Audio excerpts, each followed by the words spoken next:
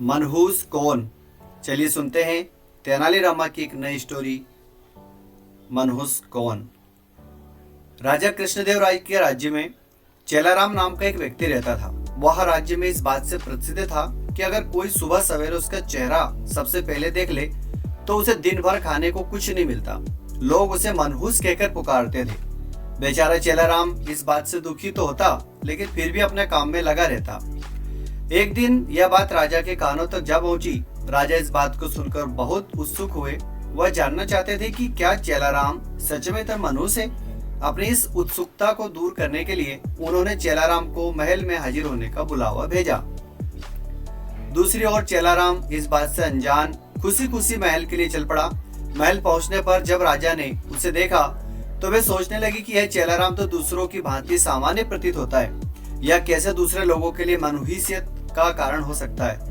इस बात को परखने के लिए उन्होंने आदेश दिया कि चेलाराम को उनके शयन कक्ष के सामने वाले कमरे में ठहराया जाए। आदेश के अनुसार चेलाराम को राजा के कमरे के सामने वाले कमरे में ठहराया गया। महल के नरम बिस्तर, स्वादिष्ट खानपान व राजसी ठाट बाट को देखकर चेलाराम बहुत खुश हुआ। उसने भरपेट खाना खाया और रात को जल्दी ही सो गया।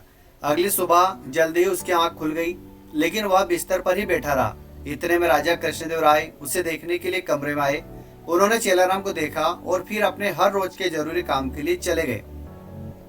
उस दिन संयोगवश ही राजा को सभा के लिए जल्दी जाना पड़ा, इसलिए उन्होंने सुबह का नाश्ता नहीं किया। सभा की बैठक दिन भर इतनी लंबी चली कि सुबह से शाम हो गई, लेकिन राजा को भोजन करने का समय न मिल सका। थके हारे भूखे राजा शाम को भोजन के लिए बैठे थे कि परोसे हुए खाने में मक्खी पड़ी देखकर उन्हें बहुत गुस्सा आया। वह उन्होंने भोजन न करने का निर्णय किया। भूख व थकान से राजा का बुरा हाल तो था ही। ऐसे में गुस्से में आकर उन्होंने इस बात का दोषी चेलाराम को ठहराया। उन्होंने स्वीकार कर लिया कि वह एक मनहूस व्यक्ति है तथा जो कोई भी सुबह सुबह उसका चेहरा देख ले तो उसे दिन भर अन्न का एक निवाला भी नसीब नहीं होता है। उन्होंने गुस्से में आकर चेलाराम को मृत्यु दंड की सजा सुनाई और कहा कि ऐसे व्यक्ति को राज्य में जीने का कोई अधिकार नहीं है। जब यह बात चेलाराम को पता चली तो वह भागा भागा तेनालीराम के पास पहुंचा। उसे मालूम था कि इस सजा से उसे केवल तेनालीराम ही बचा सकते हैं। उसने उन्हें अपनी पूरी व्यथा सुनाई। तेनालीराम ने उसे आश्वासन दिया और कहा कि वह ना डरे और जैसा वो कहते हैं बिल्कुल वैसा ही करे। अगले दिन फांसी के समय चेलाराम को लाया गया। उससे पूछा गया कि क्या उसकी कोई आखिरी इच्छा है। जवाब में चेलाराम ने कहा हाँ, वह राजा समेत पूरी प्रजा के सामने कुछ कहने की अनुमति चाहता है। इतना सुनते ही सभा का ऐलान किया गया। जब चेलाराम सभा में पहुंचा तो राजा ने उससे पूछा, बोलो चेलाराम, तुम क्या कहने की अनुमति चाहते हो। चेलाराम बोला, महाराज, मैं केवल यह कहना चाहता हूँ कि अगर मैं इतना मनहूस हूँ कि जो कोई मुझे सुबह देख ले तो उसे दिन भर भोजन नसीब नहीं होता, तो आप भी मेरी तरह एक मनहूस हैं। यह सुन सभी उपस्थित लोग वो चक्कर रह गए और राजा की ओर देखने लगे। राजा ने भी क्रोधित स्वर में कहा, तुम्हारी ये मजाल, तुम ऐसी बात कैसे और किस आधार पर कह सकते हो। तो चेलाराम ने कहा, महाराज, उस दिन सुबह सबसे पहले मैंने भी आप ही का चेहरा देखा था और मुझे मृत्युदंड की सजा सुनाई गई। इसका अर्थ तो यह हुआ कि आप भी मनहूस है।